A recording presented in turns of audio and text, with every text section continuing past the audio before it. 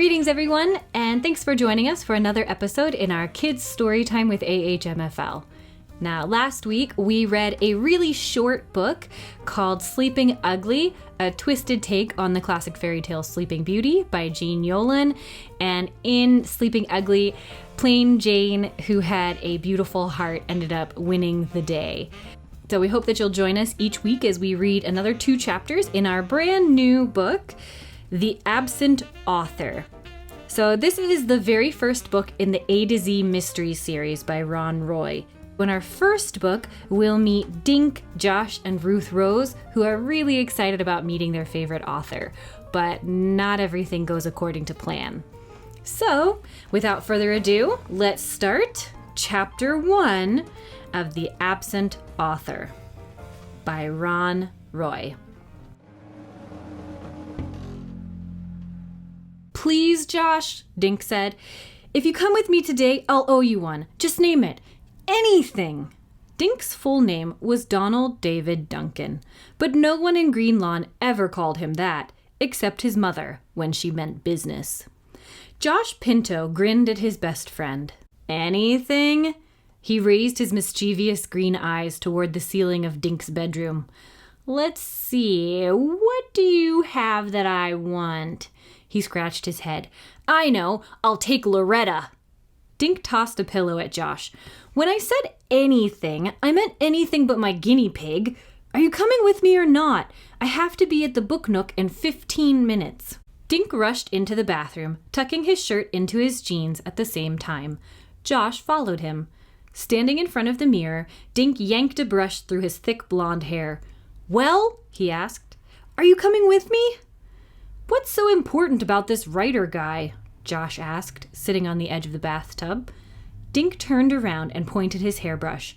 "Wallace Wallace isn't just some writer guy, Josh. He's the most famous mystery writer in the world. All the kids read his books, except for you. If he's so famous, why is he coming to dinky little Green Lawn?" Dink charged back into his bedroom. "I told you! He's coming because I invited him. I'm scared to death to meet someone so famous. I don't even know what you're supposed to say to an author." Dink dived under his bed and backed out again with his sneakers. "Please come with me." Josh leaned in the bedroom doorway. "Sure, I'll come, you dope. I'm just trying to make you sweat. Usually you're so calm." Dink stared at his friend. "You will? Thanks! I can't believe Wallace Wallace is really coming. When I wrote and asked him, I never thought he'd say yes." Dink yanked his backpack out of his closet. "Pack my books, okay? I'm getting Wallace Wallace to sign them all." Josh began pulling Wallace Wallace books off Dink's bookshelf. "Geez, how many do you have?" "Everyone he's written." Dink sat on the floor to tie his sneakers. 23 so far. You should read some of them, Josh." Josh picked out The Poison Pond and read the back cover. "Hey, cool! It says here that Wallace Wallace lives in a castle in Maine. Wouldn't that be neat?" Dink grinned. "When I'm a famous writer, you can live in my castle, Josh." "No way. When I'm a famous artist, you can live in my castle, down in the basement." Josh picked up The Riddle in the River. "What's this guy look like?" he asked. "And how come his picture isn't on any of these books?" "I wondered about that too," Dink said. "I sent him one of my school pictures and asked for one of him, but when I got his letter, there was no picture." He finished tying his laces. "Maybe Wallace Wallace just doesn't like having his picture taken." Josh squeezed all 23 books into Dink's backpack. He grinned at Dink. "Or maybe he's just too ugly."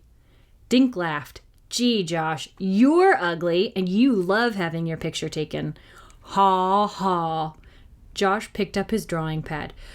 "But just because you're my best friend, I'll draw his picture at the bookstore." Dink looked at his watch. "Yikes," he said. "We have to pick up Ruth Rose in 1 minute." He tore into the bathroom and started brushing his teeth. "How'd you get her to come?" Josh called. Dink rushed back into his room, wiping toothpaste from his mouth. "You kidding? Ruth Rose loves Wallace Wallace books." Dink slung his backpack over his shoulder. He and Josh hurried next door to 24 Woody Street. Tiger, Ruth Rose's orange cat, was sitting in the sun on the steps. Dink pressed the doorbell. Ruth Rose showed up at the door. As usual, she was dressed all in one color. Today, it was purple. She wore purple overalls over a purple shirt and had on purple running shoes. A purple baseball cap kept her black curls out of her face. "Hey," she said. Then she turned around and screamed into the house, "The guys are here, Mom! I'm leaving!" Dink and Josh covered their ears.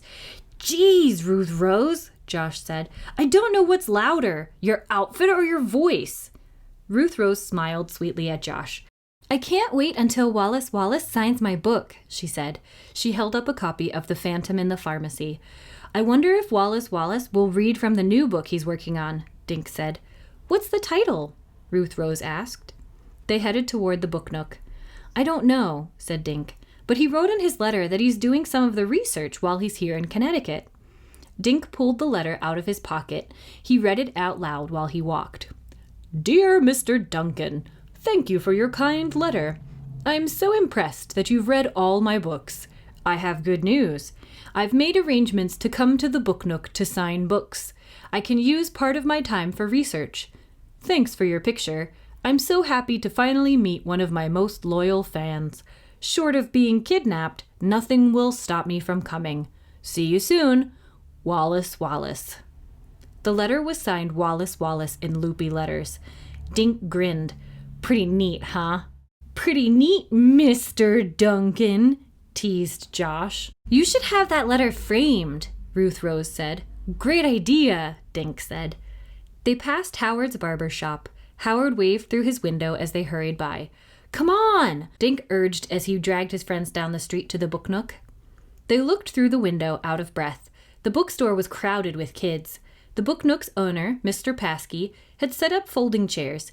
Dink noticed that most of them were already taken. Dink saw Mr. Paskey sitting behind a table. A big white sign on the table said, "Welcome, Wallace Wallace." But the chair behind the sign was empty. Dink gulped and stared at the empty seat. Where was Wallace Wallace? Chapter 2. Dink raced into the book nook. Josh and Ruth Rose were right behind him.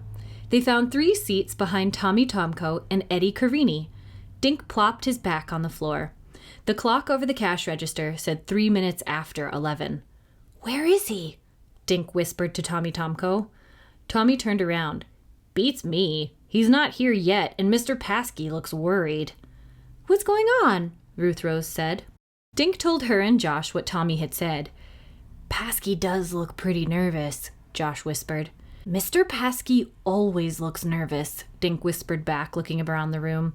He saw about 30 kids he knew. Mrs. Davis, Dink's neighbor, was looking at gardening books. Dink checked out the other grown-ups in the store. None of them looked like a famous mystery writer. Mr. Paskey stood up. "Boys and girls, welcome to the book nook. Wallace Wallace should be here any second. How many of you have books to be autographed?" Everyone waved a book in the air. "Wonderful! I'm sure Wallace Wallace will be happy to know that Green Lawn is a reading town." The kids clapped and cheered. Dink glanced at the clock. 5 past 11. He swallowed, trying to stay calm. Wallace Wallace was late, but it was only by 5 minutes. Slowly, 5 more minutes passed. Dink felt his palms getting damp. Where is Wallace Wallace? He wondered. Some of the kids started getting restless. Dink heard one kid say, "Whenever I'm late, I get grounded." "So where is he?" Josh asked. Ruth Rose looked at her watch. "It's only 10 after, she said. "Famous people are always late." Now Dink stared at the clock. The big hand jerked forward, paused, then wobbled forward again. At 11:15, Mr. Paskey stood up again. "I don't understand why Wallace Wallace is late," he said. Dink noticed that his bald head was shiny with sweat. His bow tie was getting a workout. Mr. Paskey smiled bravely, but his eyes were blinking like crazy through his thick glasses. "Shall we give him a few more minutes?" The crowd grumbled, but nobody wanted to go anywhere.